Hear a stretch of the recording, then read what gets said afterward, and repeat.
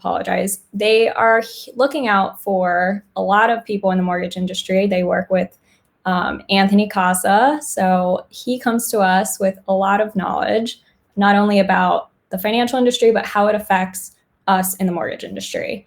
So, Keith, why don't you start out and just talk about where we're at in the stock market and how things are looking? Yeah, no, it's really interesting. A lot of conversation I'm sure people are seeing daily from the president as he comes onto the TV screen, and there's ebbs and flows of confidence. I think what's unique, regardless of whatever side you sit politically, I think this administration is committed to the economical success of this country. They've shown that already financially. So I think there's growing confidence. And I think is also interesting is economically, there's a point of confidence which people are trying to understand and where that's going to go. And I think as we look into the third quarter, even possibly the fourth quarter, we should see some levels of normality. But people also kind of like to try to correlate the stock market with the economy. And while they have correlations and similarities, they are not directly tied. So I think we are going to see some separation of where the economy is from the stock market. Oftentimes, stock market is driven on consumer confidence and how the companies throughout the world and even nationally are performing too.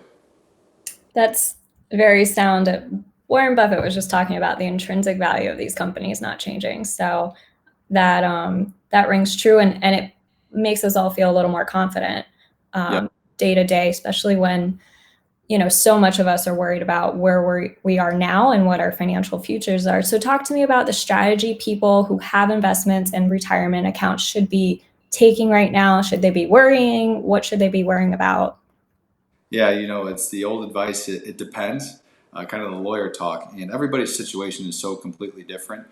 I think for those who are younger, this is certainly an opportunity. And, one thing we say in our practice is when there's blood in the water, the sharks eat. And this is an opportunity. And Warren Buffett and all the great investors around the world believe in similar concepts, which is, when there's fear by others and they make emotional decisions, that often creates a huge opportunity for those with cash on the sideline or a long-term trajectory. For those who are walking into retirement, or maybe even are in retirement, I think certainly there's probably different levels of nerves, and we've seen that from our different types of client bases. But also, I think it's important not to just lean only on the size of your portfolio or how that's performing. Oftentimes, just like in the mortgage business, what drives success is processes, procedures, and strategy, more so than just who's going to have the best interest rate, who's going to have the best outline to develop a process for success for their clients. And so doing great planning leading into these, because we know there's going to be recessions, we know there's going to be downturns in the market. If you're not planning for these things, it can really beat you up. And I would stress that on those who are getting closer to retirement, that make sure the plan is the number one focus and the strategy more so than seeking alpha.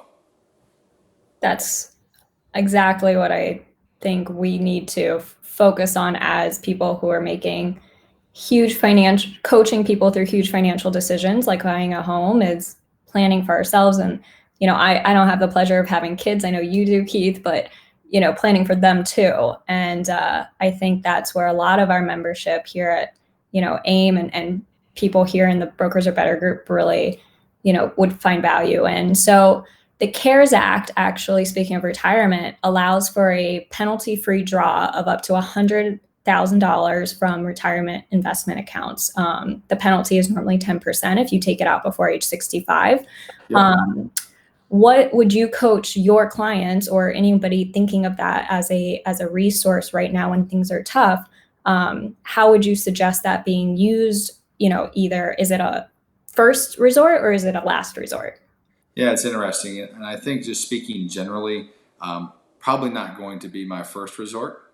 For a lot of people, those are long-term built out portfolios that, you don't lose anything until you sell. Right? And that's what I would stress to people. You're not losing anything until you sell. Yes, there's volatility that wavers on the value of what you've purchased in the past. And that's, of course, volatility. Same thing in the housing market. But you're not, until you sell, you haven't lost. So let's assume that that's maybe not the first option. Maybe it's not in the first tier or the second tier. Maybe it's somewhere in the middle of the third tier if you're talking to me. about this kind of advice, I'd say then, well, let's say we do get to that resort. Well, then let's focus on, with your financial advisor, what assets inside the portfolio you're actually selling to create liquidity for yourself to support either yourself or your business. If it were my clients, generally speaking, we'd be looking more at, of course, utilizing the cash inside the portfolio. Hopefully there is some cash being positioned at all times to make purchases on different holdings at different times. I would then focus on more fixed income, bonds. They have not seen the type of dramatic effects that most equities have. So that would probably be the next place, right? You want to limit the downside here.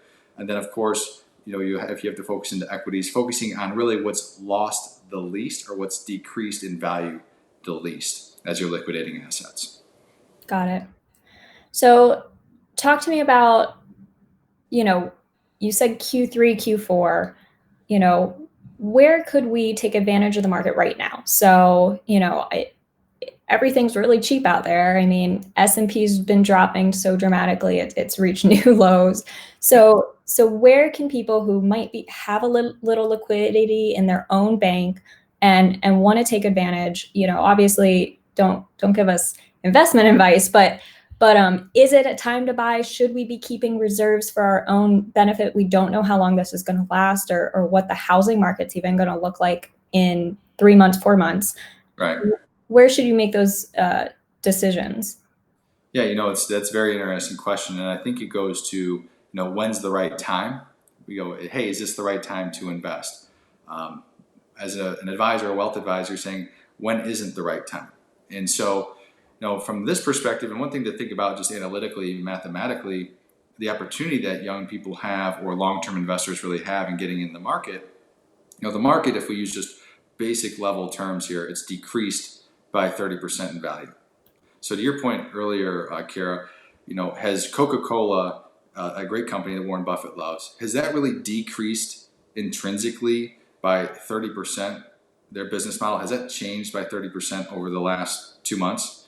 I don't believe they have, right? So we can go out and buy them at a 30% discount now.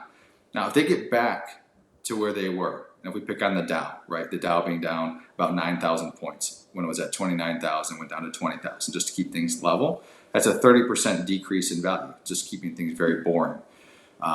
People would say then, well, to get back to where I was at get back up from 20,000 to 29,000, okay, if we drop by 30%, there's a 30% increase in value to get back to where we're at normally. That's not the case. It's really 45% return is the opportunity here just to get back to where we were at. So with new cash going in, if somebody believes that in the next month, 2 months, a year, 2 years, 5 years, it really doesn't matter, that whatever money they're investing appropriately into the appropriate sectors, if they just get back to where we were at 2 months ago, that's a 45% increase on cash in that opportunity. So I'm a believer in the global economy. I'm certainly a believer in the U.S. economy and in the market here. I believe we'll get back to where we're at. I don't know when, but it will. And that's the opportunity that I see for people with cash infusions today. Right. I mean, no one has a crystal ball, but we're all hopeful. And, this $2 trillion stimulus bill that's coming from the economy or coming into the economy slowly but surely, it's putting money in people's pockets. It's helping companies that are struggling. How do you see the stock market reacting in the next month or two while that's being disseminated throughout the population and throughout these businesses that are receiving funds? Yeah, it's really interesting and a great question.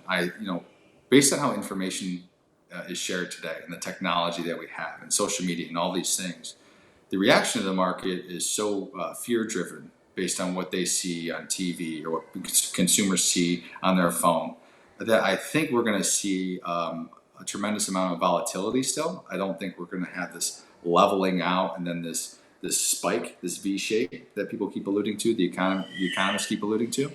I think it's going to be, there's then this V fall down. I think it's going to spike up a little bit, maybe flat plateau, and maybe kind of have some volatility along the way, and then we'll see this slow rise.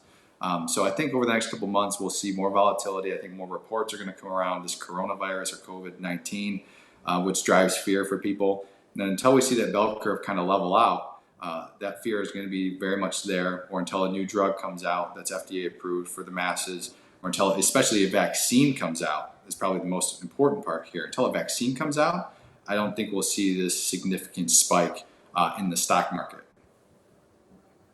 I mean, don't we wish we can predict things? But I think that's sound advice for anybody that, is trying to gauge where they should be or what they should be doing during this time. And our biggest hope in our industry is that people go out and still buy homes.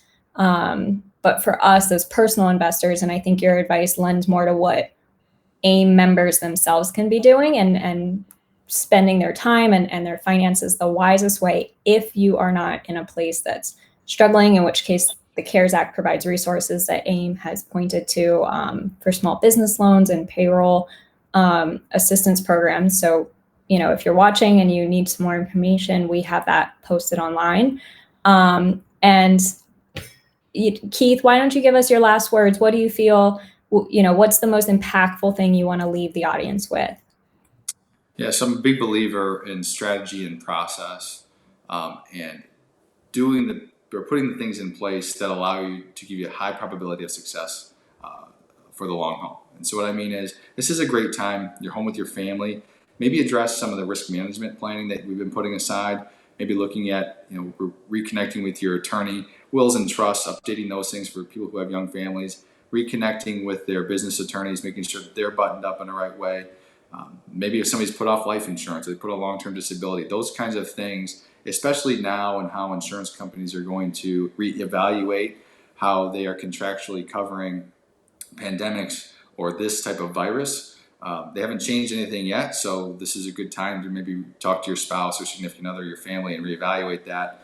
And I think if we're getting into avoiding overall financial or investment advice, the only thing I would touch base on is pay attention to where you have tax deductible accounts where you're able to take advantage of those gains and to tax shelter those for the long haul. If you have children, a 529 might be a good time to place money into, because all of that money is tax sheltered. Same thing with a 401k or an IRA and those kinds of things.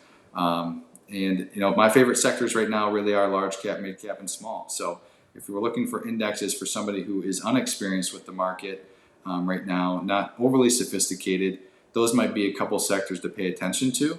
I'm a big believer in the U.S. economy, like I said, long term. So those are some tremendous, I think, opportunities for people as they look to invest. That's great. And I mean, anyone who is interested in mitigating, risk or talking about those things, Keith is available. You can email us at partnerships@aimegroup.com and we can be happy to connect you. AIME also has a pet insurance discount offered on our website. You can, again, email partnerships if you want more information about that. My pets are insured. I don't want any crazy big bills, on top of normal insurance. So Keith, thank you so much for your time today. And we hope to talk to you again, hopefully under better circumstances. Absolutely. Thanks for having me. Have a good one. You too.